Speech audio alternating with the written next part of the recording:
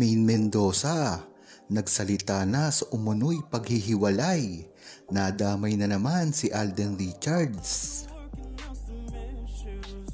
Kumakalat nga ngayon ang mga bali-balita na tila naghiwalay daw si Maine Mendoza at ang kanyang sinasabi na asawa.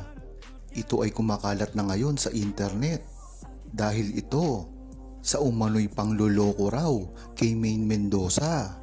Dahil raw noong nagpakasal ito ay meron na daw ibang babae at ito ay inililihim daw. Ngunit gaano nga ba ito katotoo? Hindi nababalita ito sa mainstream media at lalong-lalo na sa mga showbiz. At kung totoo man to, ay wag na dapat isama pa si Maine Mendoza dahil alam naman natin kung sino talaga ang karelasyon ng itong lalaki na ito.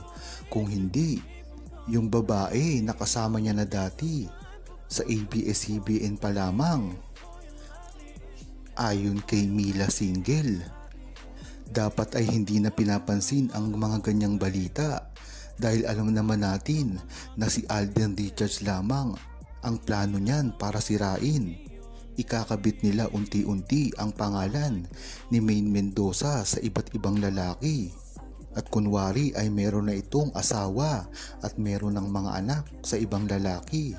Ngunit sa bandang huli ay babagsak pa rin ang panunuya at paninira kay Alden Richards. Alam na ng Aldab Nation ang taktikang ito dahil matagal na nila ito na inirereklamo. Dahil marami na rin ang napapabalita na kinakasama ni Alden Richards at Maine Mendoza. Ngunit ang maganda dito ay hindi na tumatalab ito sa buong Aldab Nation at alam kung ano talaga ang totoo at ipinaglalaban nila ang relasyon ni Maine Mendoza at Alden Richards lamang at kahit kailanman ay hindi ito masisira ng kung sino-sino lang. Kagaya nga nitong kay Alden lamang ay napapabalita na naman ang naging kasal niya at anak kay Kathryn Bernardo.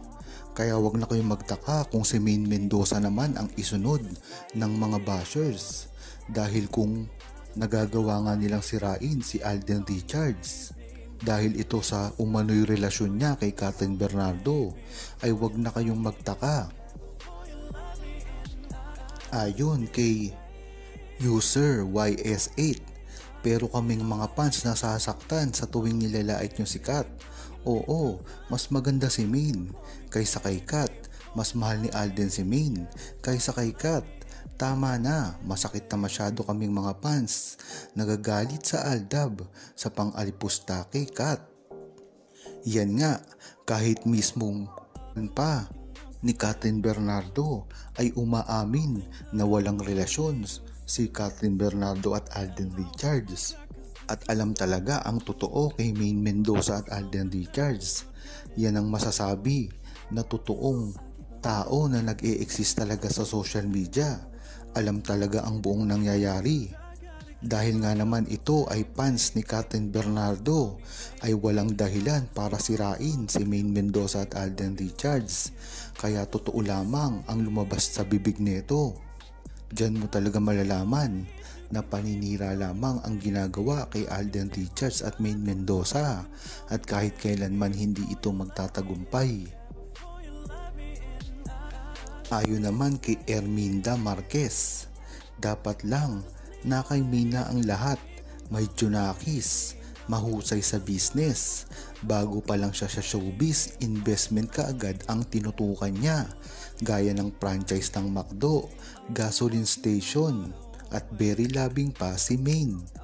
Kaya nga talagang tuloy-tuloy ang pangbabash kay Maine Mendoza dahil na lamang ito sa kanyang mga na-achieve sa murang gulang pa lamang.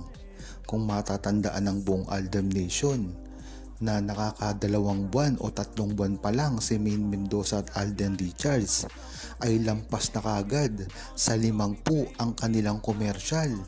Kaya dyan pa lang ay makikita mo na ang inggit ng mga starlet at mga kasabayan ni Maine Mendoza at Alden Richards. Kaya kahit walang talent ay talagang pinasisikat noon ng Brand X kagaya ng mga pastillas na wala namang katalent-talent, talagang ikinukumpara kay Maine Mendoza at Alden Richards. Dito mo malalaman, dahil kasi ang oras ang nagsasabi ng totoong nangyari. Bakit hanggang ngayon si Maine Mendoza at Alden Richards pa lamang ang nakatayo na matatag, at ang mga ibinida kalaban ni Alden Richards dati na mga Tommy Ho, Pastillas at Parohinog, wala na sila ngayon. Diyan mo malalaman na talagang paninira lamang ang gusto nilang gawin dati kay Maine Mendoza at Alden Richards. Time will tell nga kung talagang ano ang totoong nangyari kay Maine Mendoza at Alden Richards. Kung ano sila noon ay ganun pa rin sila ngayon. Diyan mo masasabi na real talaga ang relasyon nila at hindi fabricated lamang at hindi organic, gaya nga ng nasabi ni Vice Ganda na hindi raw organic ang Aldab, at nakuha pa niyang sabihin na organic daw ang kanilang mga love team na pinasikat. Ngunit ngayon makikita mo ang kabaligtaran ng sinasabi niya. Diyan mo malalaman na sa una pa lang ay dati nang sinisira si Maine Mendoza at Alden Richards. Ayon naman kay Ming Reyes, paano naman papalitan ni Alden si Maine? Sa buhay niya, bukod sa beauty and brain, class na class ang dating, prime na proper, may breedings, professional, disente kung kumilos, ipagmamalaki ng sino mang BF sa lahat. Hindi pares ng iba dyan na porke mayaman at maganda, sila ang gaslaw naman kumilos. Papansin lagi, lalo na sa mga lalaking gusto nila, parang walang pinag-aralan, parang akala siguro nila sikat na sikat sila at gustong mapansin ng lahat dahil mga mapera sila. Hindi nahihiyang dumikit sa mga lalaki, maski kabit ng siguro papayag sila.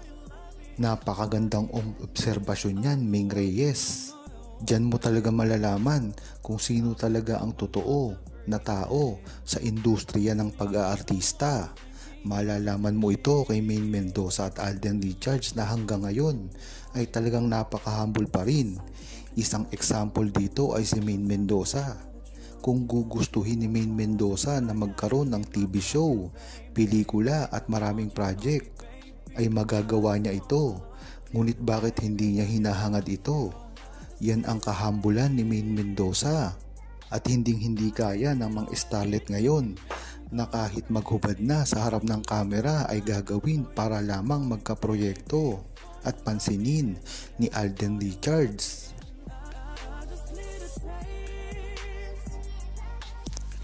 Huwag kalimutang mag-subscribe, comment at i-like ang video na ito. Thanks for watching!